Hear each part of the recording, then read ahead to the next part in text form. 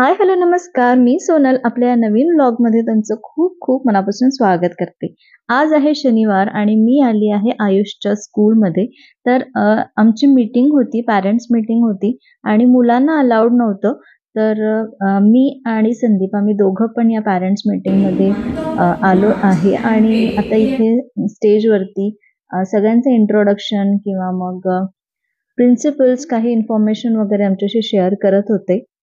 सुरुवातीला एक छान डान्स झाला. तो आम्ही थोडासा मिस केला. मी नंतर जेव्हा आली तेव्हा तो चालू होता.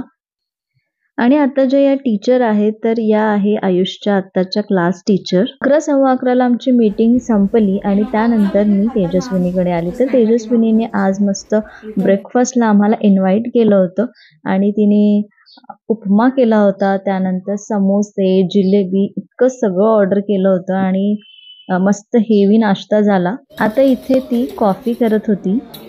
पावसाळा सुरू आहे आणि चहा आणि कॉफी शिवाय तर मजाच नाही ब्रेकफास्टला. मग ती आमच्यासाठी इथे कॉफी करत होती. त्यानंतर आम्ही घरी आलो. तर घरी येईपर्यंत आम्हाला 1 ते 1:30 वाजून गेला आणि इथे आता माझ्या सासू-सासऱ्यांची पॅकिंग सुरू आहे. तर का बरं सुरू आहे हे पुढे व्हिडिओमध्ये कळेलच. 5:45 राज्य राणी. तर झाली आहे दुपार, म्हणजे संध्याकाळचे 4 वाजलेले आहेत आणि आज मम्मी पप्पा आले होते. आजचा मला व्हिडिओ असा करायचा होता. मागच्याच आठवड्यात आले होते, पण त्यांचं रिझर्वेशन होतं उद्याचं. पण मग 7 तारखेचं, म्हणजे 7 तारखेला न होता ते 6 तारखेचं झालं. त्याच्यामुळे मी आज व्हिडिओ करायचं ठरवलं होतं आणि आजच त्यांना जावं लागत आहे. तर आता हे जे मागचं दिसतंय सिच्युएशन, तर ही उद्या झाली असती, पण आता आजच झाली आहे. तर आज आहे शनिवार. आता वाजले आहेत 4, 4:15 आणि संध्याकाळची त्यांची ट्रेन आहे. तर आज ते निघत आहे, म्हणजे संडेला निघणार होते पण सॅटर्डेला निघत आहे. तर आता माझं त्यांची तयारी झालेली आहे. 5, 5:30ला 5, 5:15ला ते निघतील आणि मी इथे टिफिनमध्ये करते खिचडी, मिक्स व्हेज खिचडी आणि थोडीशी अजून एक रेसिपी करत आहे. तर ती रेसिपी जी आहे ती पण थोडीशी झाली होती आणि थोडंसं बाकी होतं. तर आज जसं म्हटलं की शाळेमध्ये मी जाऊन आली सकाळी, तर थोडासा तो वेळ गेला. त्याच्यामुळे मग आत्ता ही रेसिपी मी कंप्लीट करत आहे आणि मग त्या रेसिपी म्हणजे मी काय तर घारगे करत आहे, म्हणजे भोपळ्याच्या पुऱ्या. तर मग ते पण मग त्यांच्यासोबत थोडासा टिफिनमध्ये देईल, तर मग ते पण आता करत आहे. तर चला तुम्हाला मी दाखवते की माझं आता काय काय झालेलं आहे. सगळ्यात आधी मी कुकर लावून घेतला खिचडीचा आणि त्यानंतर ह्या पुऱ्या करायला घेतल्या. तर या पुऱ्या मी आता ह्या गोड पुऱ्या आहे, घारगे आहे. तर हे थोडेसे मी टिफिनमध्ये देण्यासाठी करून घेतले आणि बाकीचे मी थोड्या वेळानंतर करणार आहे.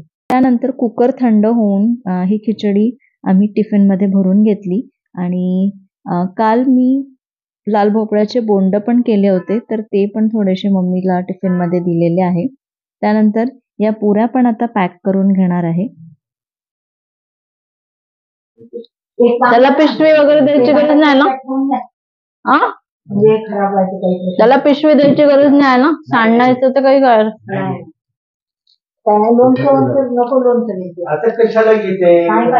इथे यांची फायनल तयारी चालू होती. सगळं पॅकिंग वगैरे, टिफिन वगैरे पॅक करून घेतला. टिफिन वगैरे पॅक करून मी दिला. त्याच्यानंतर आम्ही रेडी झालो. पण इथे मी यांच्यासोबत जाणार नव्हते, कारण मला आयुषला ट्युशनला घ्यायला पण जायचं होतं आणि त्याला परत दुसऱ्या ट्युशनला सोडायला पण जायचं होतं. जर फक्त घ्यायलाच जायचं असतं तर आम्ही त्याला आयुषला घेऊनच कलेक्ट करूनच लगेच आम्ही स्टेशनला गेलो असतो. पण मग त्याला परत दुसऱ्या ट्युशनला मला सोडायचं होतं. त्याच्यामुळे मग फक्त संदीपच यांच्यासोबत गेले आणि मी आणि आयुष नव्हतो गेलो.